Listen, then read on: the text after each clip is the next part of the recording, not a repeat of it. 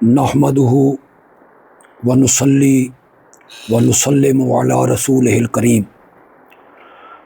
सूरतुल बकरा की अहम मकामात की जो तफसीर है वो अल्लाह के फ़ज़ल से और उसकी रहमत से हमने मुकम्मल कर ली। आज सूरत आले इमरान का पहला दर्स है। सबसे पहली बात ये समझिए कि सूरतों के जो ये नाम हैं ये ख़ुद नबी अकरम सल्लल्लाहु अलैहि वसल्लम ने अल्लाह का हुक्म पा के ये नाम रखे हैं। सूरत आले इमरान का जो नाम रखा गया ये आयत नंबर 33 से माखूज़ है। इन्नल्लाह हस्तफ़ा आदम व नूहन व आला इब्राहीम व आला इमरान। वो आला इमरान का जो लफ्ज़ है उससे इस सूरत का नाम माखूज़ है। ये जो सूरतों की तरतीब है कि बकरा के बाद आले इमरान, ये भी ख़ुद नबी अकरम सल्लल्लाहु अलैहि वसल्लम ने अल्लाह का हुक्म पा के रखी है। तो फिर कोई वजह तो ज़रूर होगी रबत इन दोनों का, इन दोनों सूरतों का आपस में जोड़ और इन दोनों सूरतों का आपस में ताल्लुक़ कोई होगा ना, इसीलिए इस सूरत को यहाँ रखा गया है। तो सबसे पहले वो रब्त आप सुने। अहले इल्म मेरे इस दरस पर ज़रा खुसूसी तवज्जो फरमा लें। एक रब्त इसमी है, नामी, यानी उसमें सूरत का नाम आएगा, रबत के अंदर नाम आ जाएगा। मसलन फातिहा में कहा इय्याका नअबुदु व इय्याका नस्तईन। बकरा में कहा हम बकरा की इबादत नहीं करते जिस तरह यहूदियों ने की थी, और अब कहा जाएगा हम आले इमरान की इबादत भी नहीं करते जिस तरह ईसाइयों ने की थी। तो ये इसमी रबत हो गया। और मानवी रबत क्या है, यानी मज़ामीन के एतबार से दोनों सूरतों का आपस में ताल्लुक़ क्या है। तो दोनों सूरतों का ताल्लुक़ ये है कि सूरत बकरा में अल्लाह ने 6 मज़मून बयान किए थे। इन्हीं 6 मज़मूनों को अल्लाह आने वाली सूरतों में बयान करते चले जाएंगे। अब सूरत बकरा के 4 मज़मून अल्लाह सूरत आले इमरान में ज़िक्र करेंगे। वो 4 मज़मून क्या हैं? तौहीद, रिसालत, जिहाद, इन्फाक। ये 4 मज़मून अल्लाह अब सूरत आले इमरान में बयान करेंगे।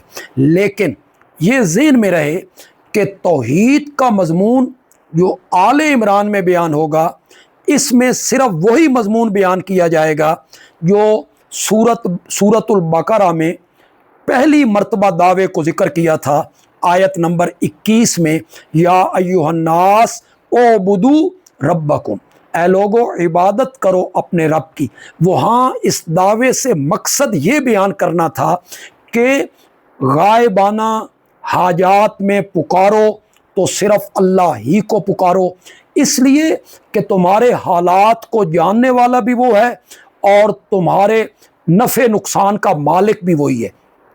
चूँकि मुतसर्रिफ वही है, कादिर वही है, कदीर वही है और आलिमुल गैब वही है, लिहाजा इबादत व पुकार भी सिर्फ उसी की करनी चाहिए। ये तौहीद का सिर्फ यही मज़मून जो बकरा की आयत नंबर 21 में बयान हुआ था, उसे अल्लाह रब्बुल इज़्ज़त अब आले इमरान में बयान करेंगे।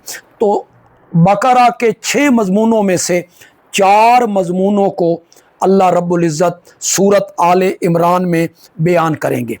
सूरतुल बकरा में जब अल्लाह ने मेरे प्यारे पैगंबर का तज़किरा किया हज़रत इब्राहीम अलैहिस्सलाम की दुआ में, तो वहाँ फरमाया रब्बना वबास फ़ीहिम रसूलम मिनहुम, कि या अल्लाह इस घर को आबाद करने वाला एक नबी तू भेज दे जो इस घर को आबाद करे। अब मेरे नबी का वही तज़किरा जो बकरा में हज़रत इब्राहीम की ज़बान से हुआ था, अल्लाह सूरत आले इमरान में उसे बयान करेंगे। लक़द मन्नल्लाहु अलल मुमिनीना इज़ बाअस फ़ीहिम रसूलम मिन अनफुसिहिम। अल्लाह ने मोमिनों पर बड़ा एहसान किया है कि अल्लाह ने उन्हीं में से انہی میں سے, انہی کے برادری کا ایک آدمی ہے, کسی کا وہ بھتیجا ہے, کسی کا وہ پوتا ہے, انہی میں سے ایک نبی اللہ نے ان میں بھیج دیا ہے. بس آپ ذہن میں یہ رکھیں کہ سورت بقرہ میں زیادہ زور دیا گیا یہود کی اصلاح کرنے پر, اور اب سورت آل عمران میں جو زیادہ زور دیا جائے گا وہ عیسائیوں کی اصلاح پر زور دیا جائے گا. گویا کہ بقرہ میں مغضوب علیہم کا رد کیا گیا اور سورت آل عمران میں ظالین کا اللہ تعالی رد فرمائیں گے. میں اس سورت کا شان نزول بھی آپ کے سامنے رکھ دیتا ہوں تاکہ سورت کو سمجھنے میں آسانی ہو جائے. مدینہ منورہ میں نجران کے عیسائیوں کا ایک وفد آیا تھا جو 60 آدمیوں پر مشتمل تھا, جن میں علماء بھی تھے, ان کے رؤساء بھی تھے اور ان کے رہبان بھی تھے, یعنی درویش پیر بھی تھے. 3 ان میں جو شخص تھے, ایک بہت بڑا ان کا عالم تھا, ایک بہت بڑا ان کا پیر اور گدی نشین تھا, اور ایک بہت بڑا ان کا رئیس تھا اور چودھری تھا. مناظرہ نبی اکرم صلی اللہ علیہ وسلم سے ان کا ہوا اس عنوان پر کہ حضرت عیسیٰ الہ ہیں, حضرت عیسیٰ معبود ہیں, اور نبی اکرم صلی اللہ علیہ وسلم کا دعویٰ یہ تھا کہ نہیں, اللہ لا الہ الا ہو. جہاں سے سورت آل عمران کو شروع کیا گیا تو بتایا گیا کہ الہ صرف اللہ ہے, معبود صرف اللہ ہے, اللہ کے سوا کوئی نبی, کوئی ولی, حضرت عیسیٰ مائی مریم وہ الہ بننے کے لائق نہیں ہے. میرے پیارے پیغمبر نے ان سے کہا کہ الہ وہ ہوتا ہے جو کھاتا نہیں ہے, پیتا نہیں ہے, سوتا نہیں ہے, تھکتا نہیں ہے. الہ وہ ہوتا ہے جو ماں کے پیٹ میں رحم میں لوگوں کی تصویریں بناتا ہے. الہ وہ ہوتا ہے جو زمین و آسمان کی چھپی ہوئی پوشیدہ چیزوں کو جانتا ہے. الہ وہ ہوتا ہے جو عالم الغیب ہو, ہمارے حالات سے واقف ہو, اور الہ وہ ہوتا ہے جو مالک و مختار ہو, ہمارا نفع نقصان اس کے اختیار میں ہو. تو بولو, کیا یہ صفتیں حضرت عیسیٰ میں پائی جاتی ہیں؟ ماں کے پیٹ میں بچوں کی تصویریں وہی بناتی ہیں؟ میرے پیارے پیغمبر نے ان دلائل کے ساتھ ان کا رد کیا.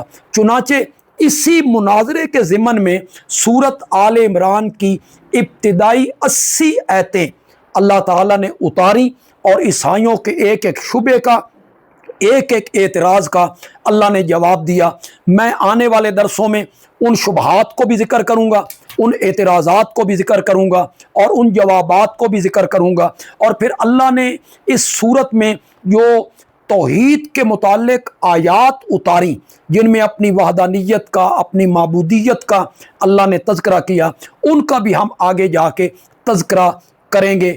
فی الحال آپ ذہن میں یہ شان نزول بھی رکھیں, اور یہ جو ربط میں نے بیان کیا ہے سورت آل عمران کا سورت بقرہ کے ساتھ, اسے بھی آپ ذہن میں رکھیں. وما علینا الا البلاغ المبین.